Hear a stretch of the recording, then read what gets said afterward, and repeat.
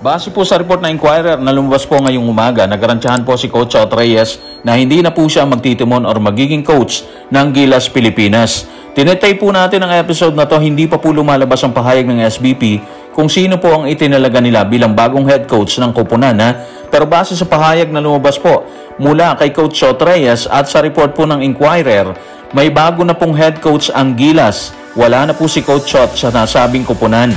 Sa video po na to, ilalabas po ni Coach ang rason kung bakit siya nagdesisyong bumaba sa koponan po ng Gilas Pilipinas. Sinabi rin po niya na isang distraction lang siya kung magpapatuloy bilang head coach ng ating koponan. Pero bago yan, hihingi po tayo ng isang subscription sa lahat ng dumadaan sa ating munting channel kung nagugustuhan niyo po yung ating palabas. Kung medyo mahirap po ang subscription, siguro kahit isang like at isang share na lang po yan. Okay na po ako doon. Maraming salamat po. Magsisimula na sa September 23 ang Asian Games dito po sa China.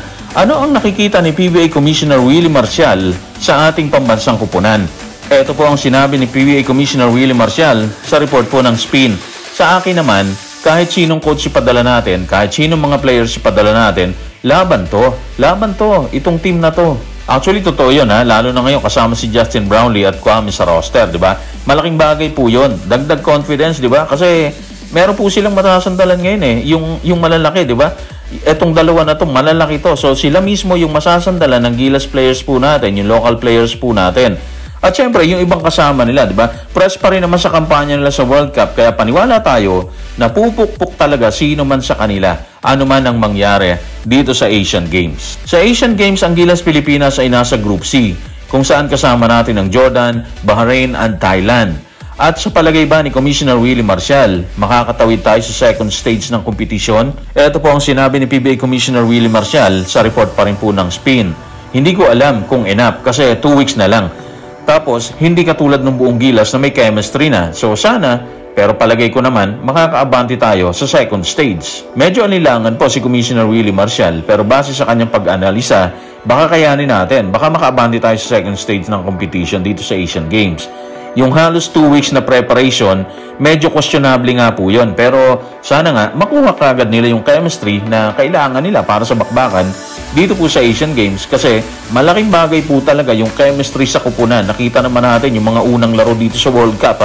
Kitang-kita natin na wala talagang nabuong magandang chemistry ang Gilas Pilipinas. Matapos kay PBA Commissioner Willie Marcial, tawid po tayo dito kay Coach Chot Reyes at sa Gilas Pilipinas pa rin.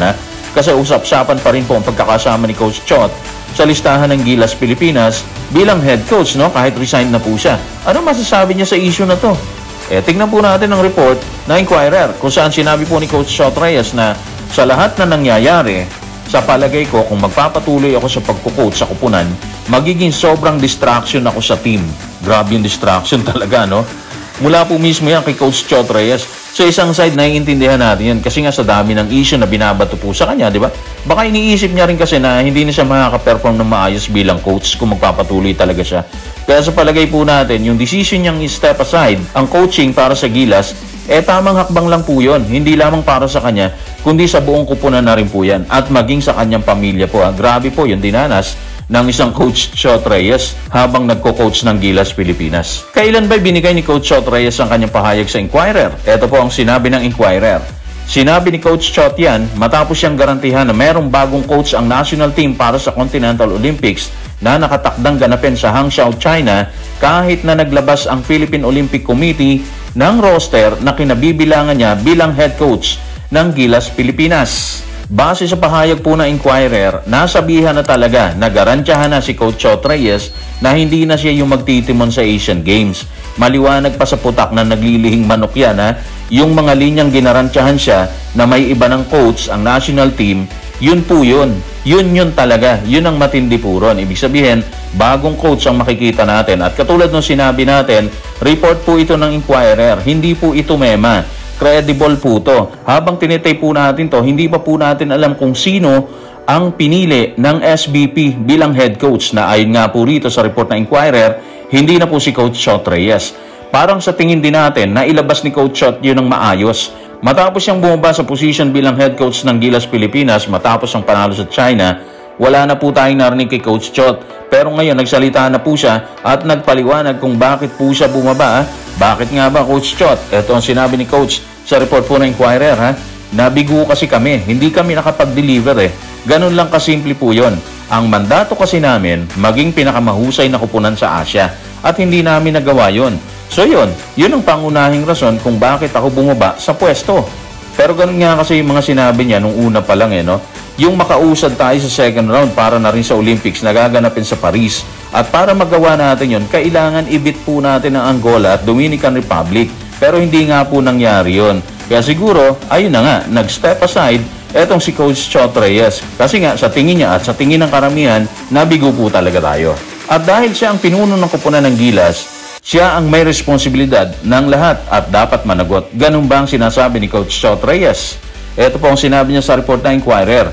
Yan kasi yung paniwala ko, dapat panagutin ng pinuno. Pananagutan mo ano man ang resultang nasa harapan mo. Ano man ang rason, kung hindi ka nag-deliver, oras na para tumabi ka, di ba? Yan ang ginawa ko dahil hindi namin na-deliver ang resulta na inaasahan sa amin.